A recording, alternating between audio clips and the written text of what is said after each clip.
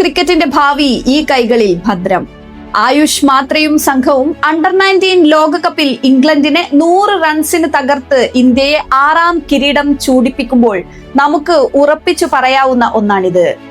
കിരീടം നേടിയതുകൊണ്ട് മാത്രമല്ല അങ്ങനെ പറയുന്നത്, ആ കിരീടം നേടിയതിലെ ആധികാരികത കൊണ്ടുകൂടിയാണ്.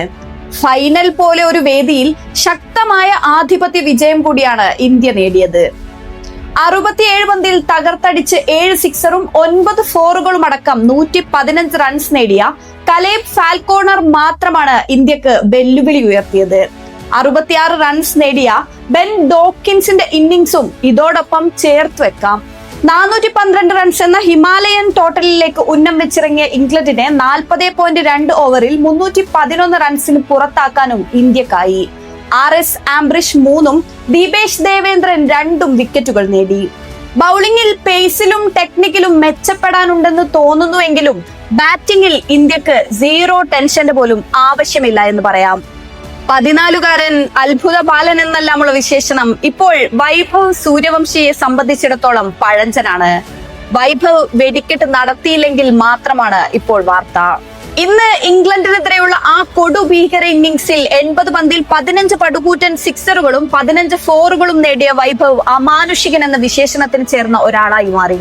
ഒരു 30 ഓവർ വരെയോ 40 ഓവർ വരെയോ വൈഭവ് ക്രീസിൽ ഉണ്ടായിരുന്നുവെങ്കിൽ ഇൻഡിവിജ്വൽ ഡബിൾ സെഞ്ചുറിയോ ട്രിപ്പിൾ സെഞ്ചുറിയോ വരെ അവൻ നേടിയിരുന്നേനെ. 200-ന് മുകളിലാണ് സ്ട്രൈക്ക് റേറ്റ് എന്ന് വായിക്കുമ്പോൾ തന്നെ ഫോർമാറ്റ് T20 അല്ലെന്നും വേദി ഒരു ലോകകപ്പ് ഫൈനൽ വേദിയാണെന്നും പ്രത്യേകം സ്മരിക്കേണ്ടതുണ്ട്. വൈഭവ് ക്രീസിൽ നിന്നപ്പോൾ 500 പോലും റിയലിസ്റ്റിക് ആയ ഒരു ടോട്ടൽ ആയിരുന്നു. എന്നാൽ വൈഭവ് പോയതും കളി നല്ലപോലെ സ്ലോ ആയി. പിന്നെയുള്ള 15 ഓവറുകളിൽ 6.5 റൺ റേറ്റിലായിരുന്നു കളി. ഇടക്ക് 375 കടക്കില്ല എന്ന് തോന്നിച്ച അവസ്ഥയും വന്നു. ഒടുക്കം കനിഷ്കിന്റെ അടിയിൽ 410 ക്രോസ് ചെയ്തു. വൈഭവിന് പുറമെ ക്യാപ്റ്റൻ ആയുഷ് മാത്ര അർദ്ധ സെഞ്ചുറി നേടിയും വേദന്ത് ത്രിവേദി, വിഹാൻ മൽഹോത്ര, അഭിഗ്യാൻ കുണ്ടു, കനിഷ്ക് ചൗഹാൻ എന്നിവരെല്ലാം ചെറിയ സംഭാവനകൾ നൽകി. വൈഭവിലേക്ക് വരുമ്പോൾ 2025-ൽ നിർത്തിയിടത്തു നിന്നും 2026-ലും വെടിക്കെട്ട് തുടർന്നുകൊണ്ടേയിരിക്കുന്നു എന്ന് പറയാം. കഴിഞ്ഞ കലണ്ടർ വർഷം മാത്രം 6 വെടിക്കെട്ട് സെഞ്ചുറികളാണ് വൈഭവ് നേടിയിട്ടുള്ളത്.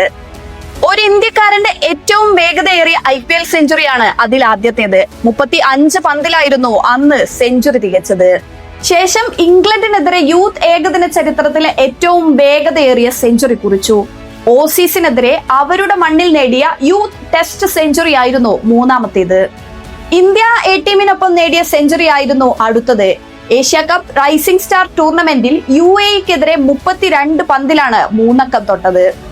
ശേഷം സയ്യിദ് മുഷ്താഖ് അലി ആഭ്യന്തര T20-യിൽ ബീഹാറിനായി ഇറങ്ങിയ താരം മഹാരാഷ്ട്രക്കെതിരെ 68 പന്തിൽ 108 റൺസ് നേടിയും റെക്കോർഡിട്ടു. ശേഷം അണ്ടർ-19 ഏഷ്യ കപ്പിലും വെടിക്കെട്ട് സെഞ്ചുറി. UAEക്കെതിരെ അണ്ടർ-19 ഏഷ്യ കപ്പിൽ 95 പന്തിൽ 171 റൺസാണ് താരം നേടിയത്.